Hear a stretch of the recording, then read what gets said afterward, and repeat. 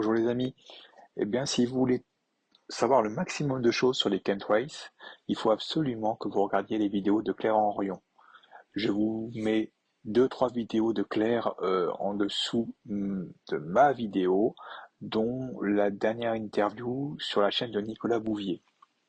En résumé, sans dévoiler tout ce qu'elle va dire, parce qu'elle le dit en long, en large, en travers, il faut savoir que ces traînées de condensation sont vraiment des traînées de condensation, mais qui restent en suspension très longtemps dans l'air, parce que justement, elles sont autour de particules qui ont été déposées en amont.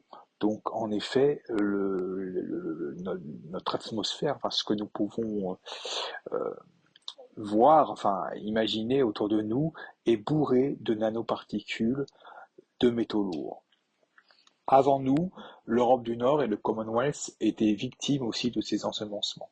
En 2012, le dosage en aluminium, qui est un des métaux lourds les plus impactants en termes d'effets néfastes sur la santé, il y avait un dosage de 12 microgrammes par litre d'eau de pluie en 2012. En 2023, nous sommes passés de 12 à 240 et en 2024, de 240 à 400. Je vous mets la photo de l'analyse faite par un laboratoire indépendant. Il n'y a pas d'aluminium à l'état naturel dans l'atmosphère. L'aluminium est présent dans la croûte terrestre, mais pas dans l'atmosphère. Donc, il s'agit bien d'un ajout artificiel, pardon. Il y a énormément d'autres choses, barium, enfin, à peu près tous les métaux lourds y sont. C'est absolument épouvantable. Alors, il faut savoir que ces largages ont lieu à 8000 mètres d'altitude, voire en dessous, alors que les avions de ligne croisent entre 10 et 12 000 mètres. Cependant, ces avions emploient les mêmes couloirs aériens, mais ils coupent leur transpondeur. Le transpondeur est l'appareil qui permet de savoir qu'il y a un avion en l'air et de savoir où il est. Donc ils ont forcément une autorisation militaire pour le faire, puisqu'ils disparaissent pour le coup des applications censées retracer l'intégralité des vols de par le monde. Donc vous voyez, c'est du très haut niveau en termes d'autorisation. Hein.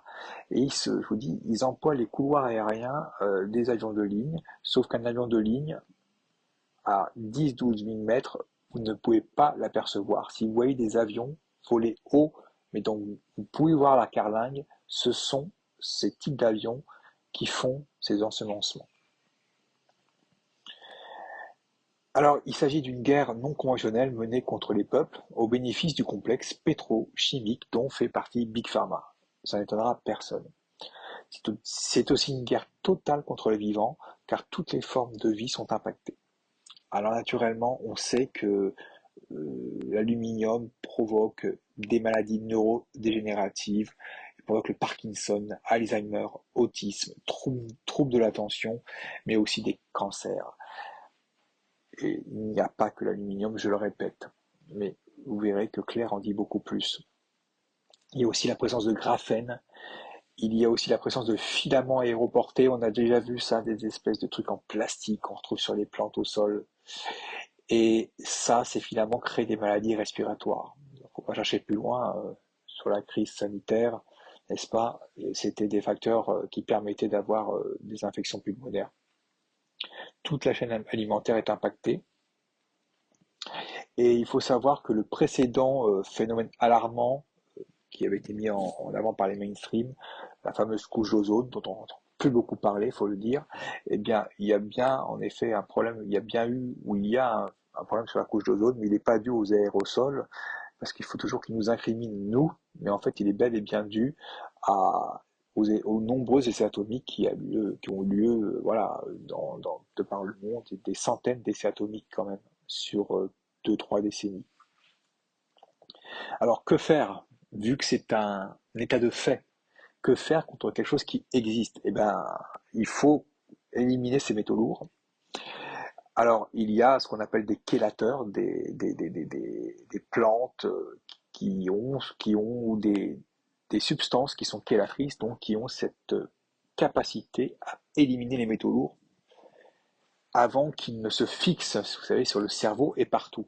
Alors, il y a la reine, c'est la chlorophylle, hein. La chlorophylle, c'est vraiment, vous la trouvez en gouttes et vous la trouvez aussi dans la spiruline et la chlorella, pardon. Ce sont des algues, hein.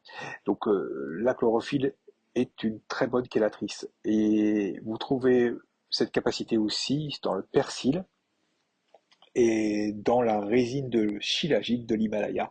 Voilà, qui on a affaire qu'à des substances naturelles. Pour le coup, euh, on n'a pas de risque avec ces substances. On n'a qu'un seul risque, c'est d'éliminer ces saloperies de notre corps. Je vous embrasse, à très bientôt.